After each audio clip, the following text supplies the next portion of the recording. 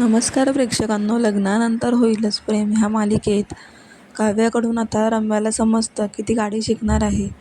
रम्या आता वसुहत्यांना सांगते की काव्या गाडी शिकायला आज गेली आहे, आता बघ मी काय करते. त्यावेळेला वसुहत्या हसत असतात, कारण त्या म्हणतात की तू काय करणार आहे. रम्या म्हणते की आधी सांगून कसं चालेल, तू बघच मी आता काय करते. त्याच वेळेला काव्याच्या गाडीपुढे काही शाळेची मुलं आडवी होतात. काव्या खूपच घाबरते, गाडीमधून उतरताना त्यांना ओरडू लागते. त्यावेळेला तो मुलगा सांगतो की ह्या मुलाच्या पायाला लागलंय, त्याला चालायला त्रास होतोय, तुम्ही आम्हाला मदत करता का, आम्हाला रोडच्या त्या बाजूला सोडा. काव्या आता पार्थकडे बघत असते आणि ते विचार करता की चालेल, मी सोडून देते. पण ते मुलं म्हणत असतात की तुम्ही नको, आम्हाला काका गाडी चालवून सोडतील, कारण बायकांना सगळं जमतं पण गाडी चालवायला जमत नाही. त्याच वेळेला ही रम्या आता काव्याला डिवचण्यासाठी तिथे आलेली असते.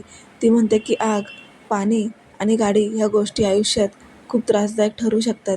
काव्याला टेन्शन तर आलेलं असतं, कारण रम्या जे बोलली ते तिला आठवत असतं.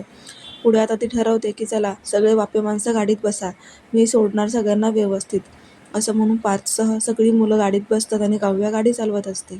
तेव्हा आता प्रेक्षकांनो, नक्की ह्या रम्याने काय डाव साधलाय काव्याला गाडी शिकायला, म्हणजे काहीतरी अडथळा आणण्यासाठी रम्याने काहीतरी प्लॅन केला. नक्की हा प्लॅन आहे तरी काय, पाहूयात उद्याच्या भागात. तुम्हाला आजचा भाग कसा वाटला कमेंट करून नक्की कळवा. व्हिडिओला लाईक करा, शेअर करा. धन्यवाद.